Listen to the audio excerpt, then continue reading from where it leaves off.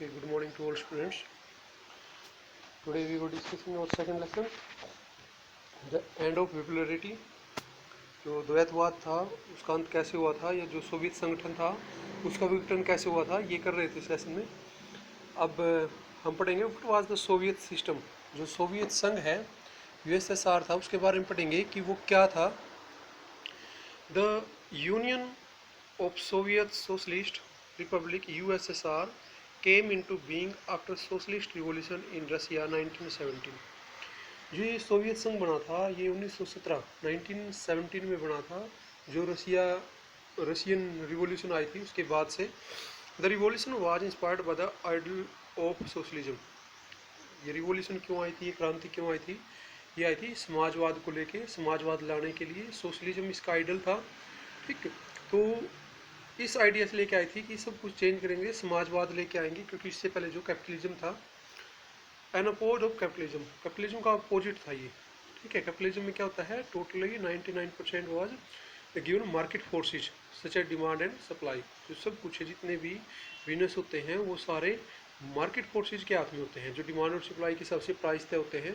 जबकि सोशलिज्म क्या इसके अपोज है, इसके विपरीत था। सोशलिज्म में क्या कहता है, 100% गवर्नमेंट या स्टेट के हाथ में पावर रहेगी। हर बिजनेस, हर जो एक्टिविटी है, इकोनॉमिक एक्टिविटी है, वो स्टेट या गवर्नमेंट द्वारा की जाएगी। And this need for an egalitarian society, this was perhaps the biggest attempt in human history to abolish the institution of private property and conscious design a society based on principle of equality। ये क्या कहता है कि मानव इतिहास में बहुत बड़ा change था, ये परिवर्तन था कि हम कैपिटलिज्म से सोशलिज्म की तरफ जा रहे थे।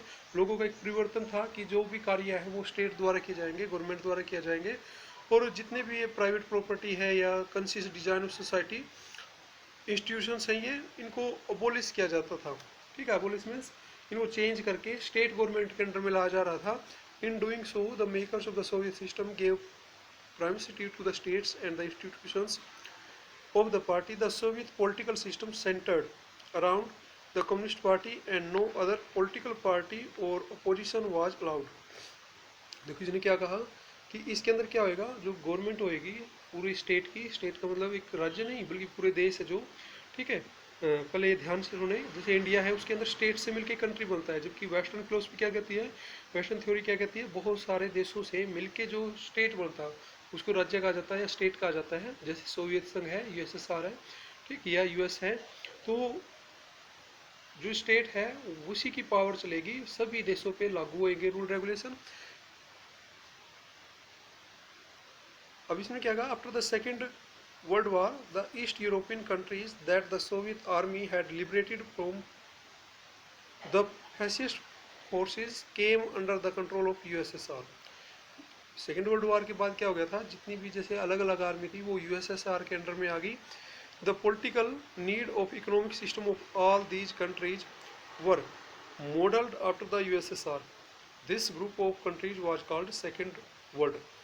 जो जितने भी देश यूएसएसआर के अंडर में आए उन्होंने एक ना अलायंस किया था या समझौता किया था, डील की कि जो सभी देश हैं जो यूएसएसआर के अंदर आएंगे वो सभी सैन्य रूप से आर्मी की सहायता या इकोनॉमिक एक्टिविटी जितनी भी ट्रेड होती है या टैरिफ्स होते हैं उससे रिलेटेड एक समझौता करेंगे।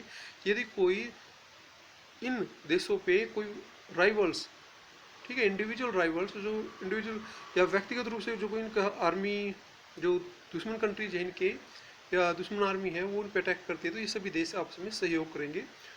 ये क्या कहता है, तो इसको दूसरी दुनिया के लोग कहा जाता था। जितने भी देशों ने इसमें सिग्नेचर किए या शामिल हुए, ठीक है, समझौते पे डील की, तो उनको दूसरी दुनिया के लोग कहा जाता है या सोशलिस्ट ब्लॉक कहा जाता है। The Warsaw pact, Warsaw pact के नाम से जाना जाता है। मिलिट्री अलायंस, ठीक है, इसमें क्या कहा था कि सभी की देशों की मिलिट्री इकट्ठी रहेगी और यदि कोई देश पे दूसरा देश आक्रमण करता है तो वो इकट्ठी मिलिट्री उस पर अटैक करेगी, उसका सामना करेगी।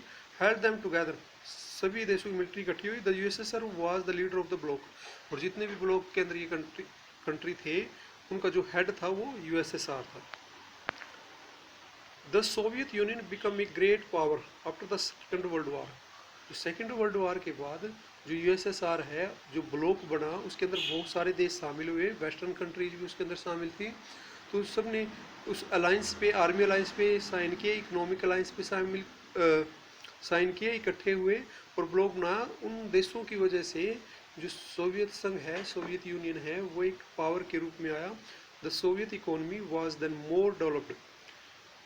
जो सोवियत संगठन है या जो सोवियत संघ की अर्थव्यवस्था है वो काफ़ी डेवलप्ड हुई than the rest of the world, जितने भी बाकी देश थे उनकी तुलना में, एक्सेप्ट ऑफ यूएस। यूएस के अंदर भी बहुत सारे देश थे, तो यूएस को छोड़ के रसिया था जो, या यूएसएसआर था, वो इकोनॉमिक पावर के रूप में आया। It had a complex communication network, क्योंकि इन जितने भी इस ब्लॉक्स के अंदर जितने भी देश शामिल थे, इनका एक कॉम्प्लेक्स नेटवर्क था। Vast energy resources including oil, iron and steel, क्योंकि इन देशों के पास जो एनर्जी रिसोर्सेज थे, एनर्जी रिसोर्सेज सच एज